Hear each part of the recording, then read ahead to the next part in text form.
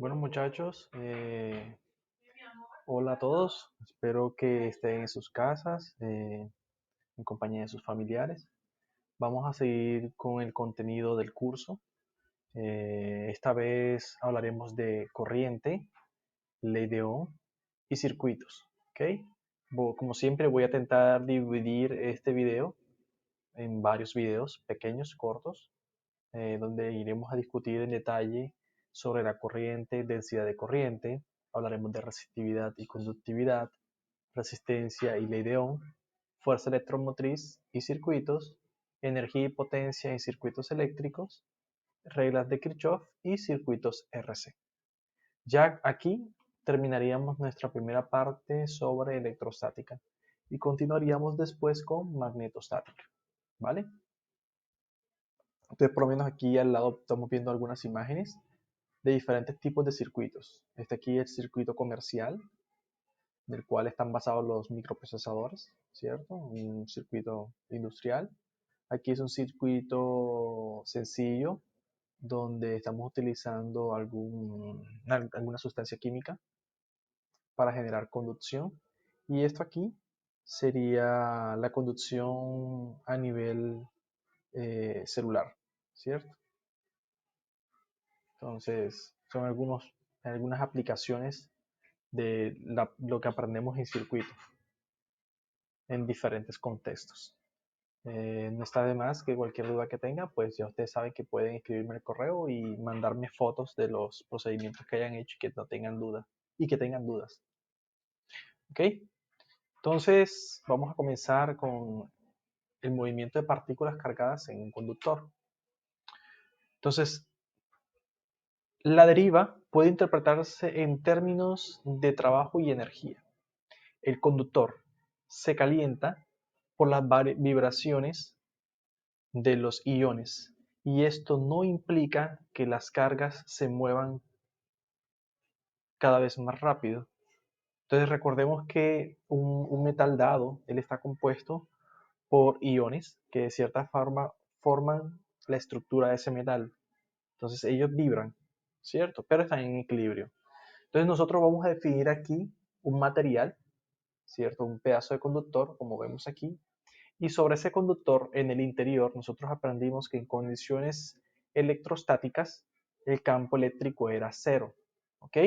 Porque las partículas estaban quietas. Sin embargo, yo en el interior de ese conductor puedo aplicarle un campo eléctrico. Y como consecuencia de ese campo eléctrico, las partículas van a comenzar a moverse. Entonces, por ejemplo, si son partículas o iones con cargas positivas, ellos van a experimentar una velocidad de deriva que va a ir en dirección al campo eléctrico. Pero si estos son electrones, ellos se van a mover en dirección contraria al campo eléctrico. Entonces, de manera general, vamos a definir una corriente que vamos a denotarla por la letra I como una corriente convencional. Y yo les demostraré que esa corriente convencional siempre va a apuntar en la misma dirección. En este caso, dirección paralela al campo eléctrico dentro de un conductor. ¿Ok? Entonces, eso lo veremos más adelante. Entonces, reparen en lo siguiente, simplemente cómo se están moviendo los iones con esa velocidad de deriva paralelo al campo y aquí los electrones en dirección opuesta. También les voy a mostrar por qué se da eso. ¿Ok? Entonces, esa es la idea inicial. Entonces, vamos a denotar la corriente I, siendo la corriente convencional, en la dirección del movimiento de las cargas positivas. El signo de las cargas en movimiento tienen poca importancia en el análisis de los circuitos eléctricos. Entonces, vamos a comenzar a definir, pues, utilizar esta herramienta nueva que estoy experimentando, la corriente. Entonces, la corriente se define como el movimiento de las cargas con respecto al tiempo. ¿Ok? Entonces, es la carga neta que fluye a través del área por unidad de tiempo. Entonces, observen que la corriente no es un, no es un vector. ¿Ok? Y las unidades de la corriente, las unidades de la corriente es el amperio. Amperio. Y si ustedes observan, el amperio se define como siendo coulomb sobre segundo. Eso define el amperio. ¿Ok? El amperio es un coulomb por una fracción de segundo. ¿Ok? Y eso el amperio está asociado a André Ampère. ¿Ok?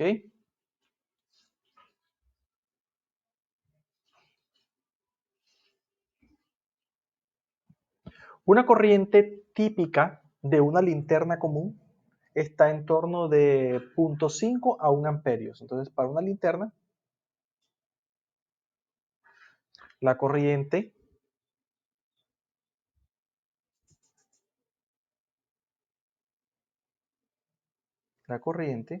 está aproximada entre 0.5 o 1 amperio. Ahora, la corriente en los cables de motor de arranque de un automóvil es aproximadamente de 200 amperios. Para radios y TV está en torno de los miliamperios. Para las computadoras está en torno de un nano o un pico amperio. Entonces, solamente para tener algunas ideas. Entonces, vamos a copiar aquí para el motor de arranque. Está la corriente, es en torno de 200 amperios. Para radio y TV está en torno a la corriente de 1 miliamperios o 1 microamperios, ¿cierto? Entonces vamos a analizar lo que es la corriente y la velocidad de deriva.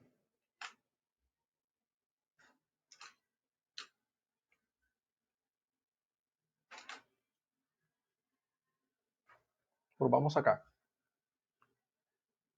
Para analizar la corriente y la velocidad de deriva, pues miremos este pequeño circuito, donde aquí estamos tomando simplemente una pequeña fracción de todo el conductor.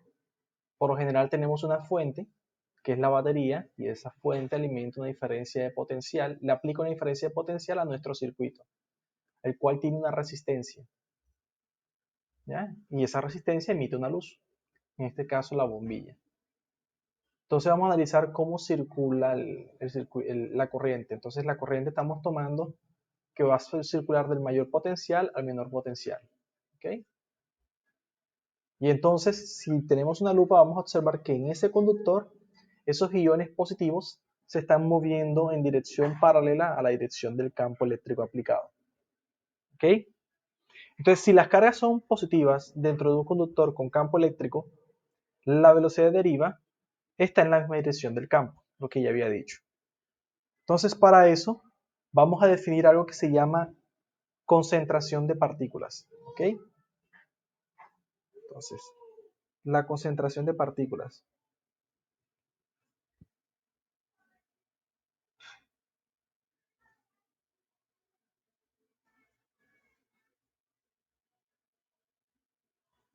Entonces, esa concentración de partículas vamos a llamarla a n. Y n va a ser el número de partículas por unidad de volumen. ¿Cierto? Y entonces ustedes observan que esas partículas que están aquí yo las puedo llamar de Q1, Q2, Q3, Q4, Q5 y muchas. ¿Cierto? Partículas de carga positiva. Y cada partícula se mueve una distancia b de dt. ¿Ok? Y las partículas fluyen a través del cilindro sombreado que está aquí. Y claro, ese volumen sombreado tiene una pequeña altura, un dx, algo así. Entonces tendríamos que ese cilindro sombreado tiene un área y tiene un dx, una altura, tal que el volumen va a ser igual a el área por dx. Solo que nosotros vimos que ese dx no es más que la velocidad de deriva de esas partículas cargadas por dt. Entonces, la concentración de partículas me va a quedar como número de partículas sobre el área, la velocidad de deriva y un dt. ¿Ok? Pero ¿qué pasa? Que yo de aquí, de esa expresión, puedo obtener lo siguiente. Puedo escribir que n va a ser igual a la velocidad de deriva por el área por dt. Y eso va a ser igual a el número de partículas. ¿Cierto? Pero resulta que sobre esa sección sombreada, esta sección sombreada que está aquí, están pasando partículas que tienen una carga. Entonces, ese número de partículas que acabo de escribir aquí, cada una va a tener una carga. De tal forma de que podemos escribir una carga total aquí, una carga total de Q, y aquí a cada una de ellas le ponemos una carga, le asociamos una carga dada. Entonces, físicamente lo que me está diciendo eso ahí, que a través de esa sección hay una carga total de Q, la cual es compuesta por pequeñas cargas atravesando ese pequeño volumen. ¿Ok? Y entonces aquí viene lo interesante. Si yo paso ese dt de este lado, tendríamos que dq por n, que es la concentración, por la velocidad de deriva, por el área, me va a definir dq sobre dt. Y eso, como vimos anteriormente, es la corriente. ¿Ok? Entonces, queda en función de la concentración, del área,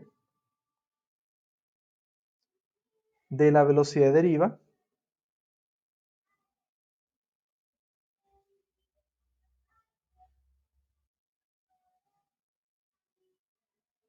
de la carga y definen la corriente.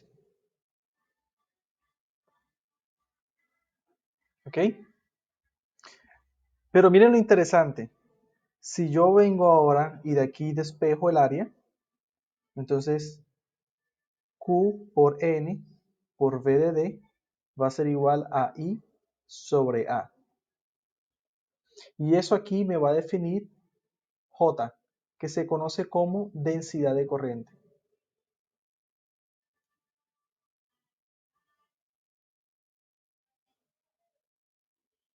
¿Ok? Y de forma vectorial podemos escribir esa densidad de corriente como siendo igual a Q. Mire que ya no escribimos el valor absoluto de Q por N por el vector velocidad. ¿Ok? Y entonces yo quiero que ustedes analicen algo. ¿Qué pasa si la carga es negativa? ¿Y qué pasa si la carga es positiva? ¿Ok? Entonces, si la carga es negativa, podemos analizar lo siguiente. Si la carga es negativa, observamos que se mueve en dirección contraria al campo. ¿Ok? Entonces, si se mueve en dirección contraria al campo, en esta dirección sería que la velocidad de deriva es negativa, porque se está moviendo, si podemos analizarlo, se está moviendo en dirección del eje negativo. Si asumimos hacia la izquierda negativo y hacia la derecha positivo. Mientras que las cargas positivas se mueven con velocidad paralela al campo, entonces dirección positiva. Si ustedes observan, negativo y negativo va a ser con que J siempre sea positivo. Carga negativa, velocidad negativa, J positivo. Carga positiva, velocidad positiva, J siempre será positivo. ¿Ok? Entonces, es bastante importante tener eso claro. Entonces, para resumir, ya hemos encontrado la corriente y la densidad de corriente. ¿Ok? Entonces la densidad de corriente la vamos a definir como esa expresión que está acá.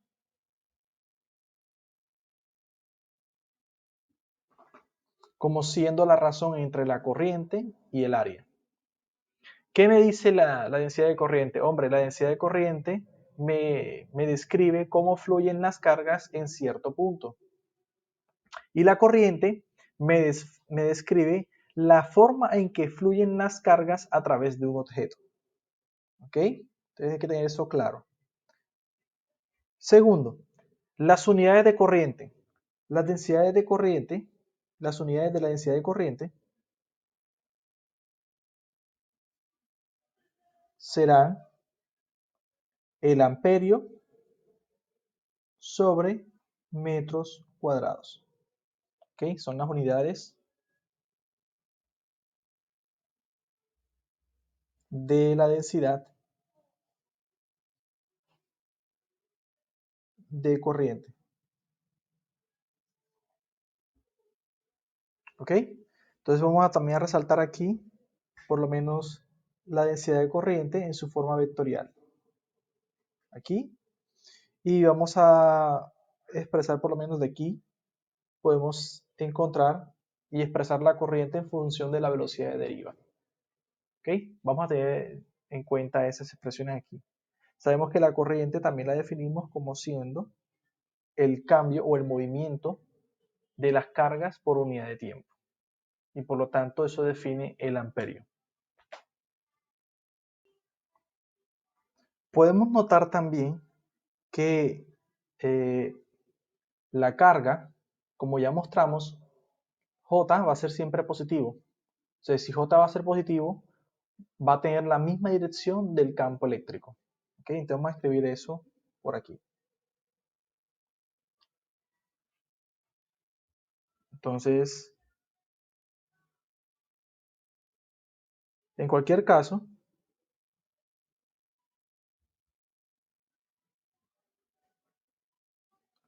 J tendrá la misma dirección del campo. ¿Ok?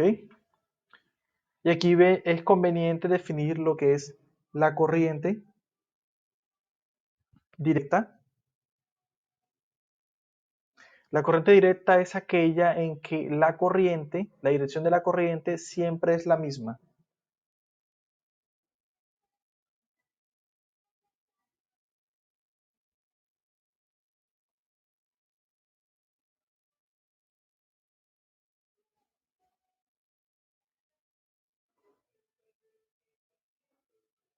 Y eso lo podemos ver por lo menos en linternas de mano, taladros, taladros inalámbricos, linternas de manos, etc. Y la corriente alterna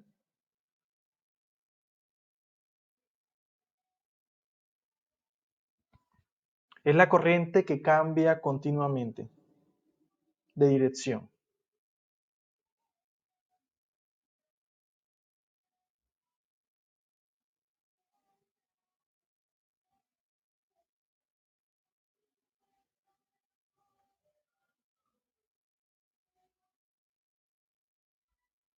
Un ejemplo de eso son los televisores, los refrigeradores. ¿Ok?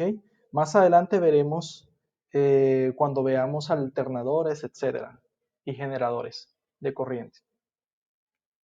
¿Ok?